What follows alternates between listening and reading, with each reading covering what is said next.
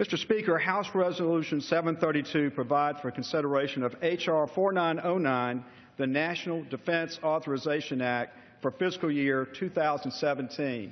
Mr. Speaker, this is the most important thing this House will do this year, as it has been the most important thing this House has done for 54 straight years, setting the policy for defending the American people. The resolution provides for a structured rule and makes in order 61 amendments.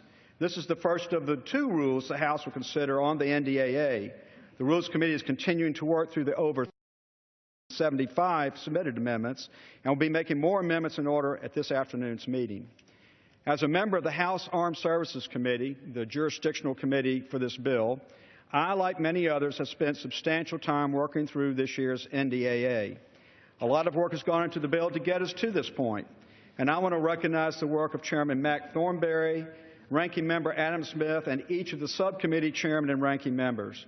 We should also recognize the very capable Armed Services Committee staff who have devoted so much time to this legislation.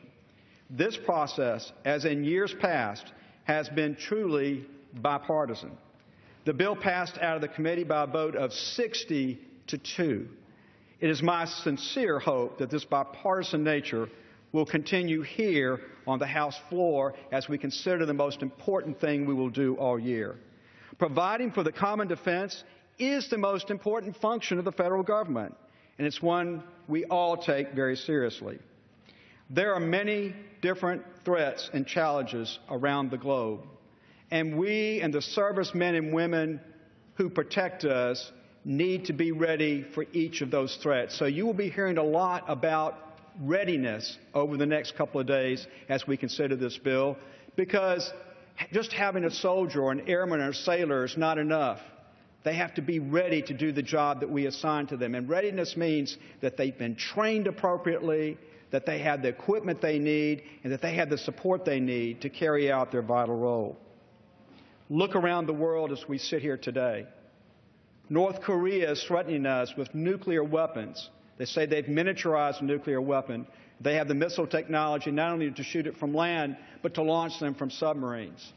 China every day is pushing out further and further with these artificial islands in the South China Sea, claiming virtually the entire South China Sea as theirs that they can control, and against the claims of other countries in the regions. A part of the world where over $5 trillion in trade moves to and fro, something that has direct impact on the well-being of the American people.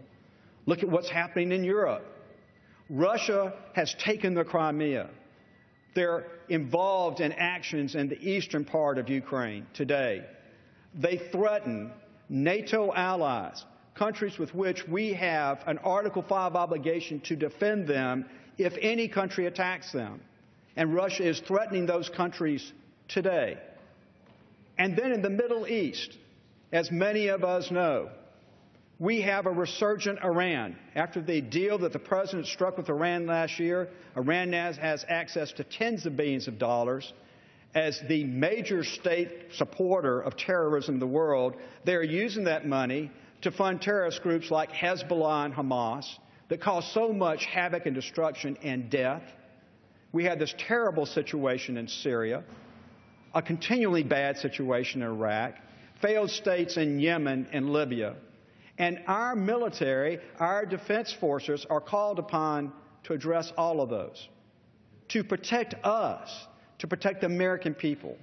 And that's why getting this bill right is so important. That's why taking it seriously is so important.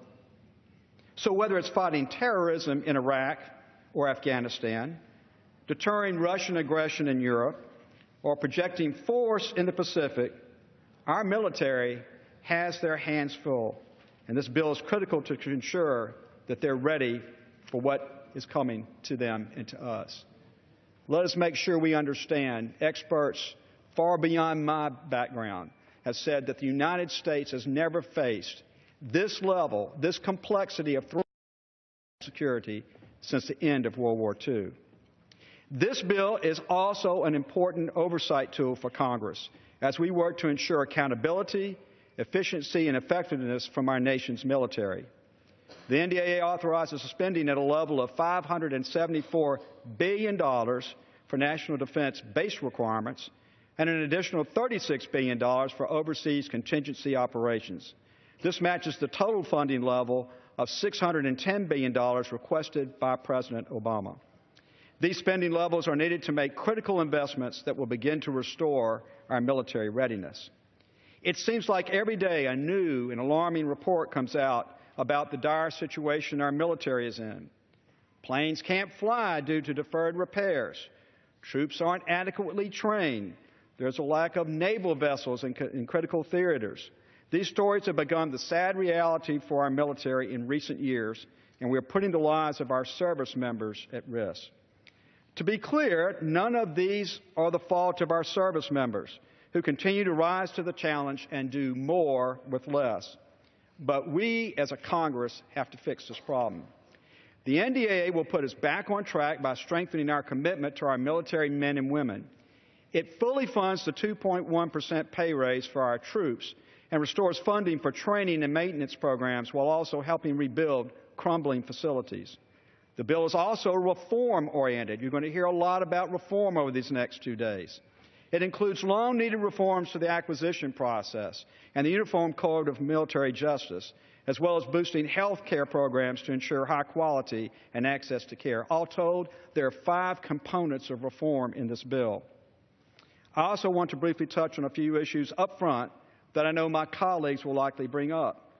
First, this rule self-executes by Chairman Sessions of the Rules Committee that would strike a provision in the bill relating to women and selective service. This is an issue that the Armed Services Committee has not debated. No hearings have been held. It was added to the NDAA by an amendment in the dead of night. This rule removes that provision and allows Congress to properly study the issue. Wherever you stand on the issue of including women in the draft, the American people should have the benefit of a full hearing, a full consideration of that issue. And jamming this thing into this bill and considering it without going through that is not right for the American people, whichever side they stand on. Making that the way this bill stands today is the right thing to do before we make a substantial change. I also know the President has some concerns about the way this year's NDAA funds our military. The bill funds the overseas contingency operation until April 2017, when a new president will have time to assess the security situation, and then they can submit a supplemental budget request based on their priorities. This is common for the first year of a new administration. Indeed, in 2008, then Senator Barack Obama, then Senator John Kerry, then Senator Joe Biden all supported a similar strategy. So I find it very odd that they now oppose that same strategy now. The bottom line is that this bill adequately funds our military while meeting critical needs for military readiness and supporting overseas operations. Let's not let politics get in the way here. There's enough political theater taking place in the presidential election. On this issue, this critical issue of national security, let's come together as Democrats and Republicans and show the American people that we can work together on behalf of our military and our national defense. I urge my colleagues to support House Resolution 732 and the underlying bill, and I reserve the balance of my time.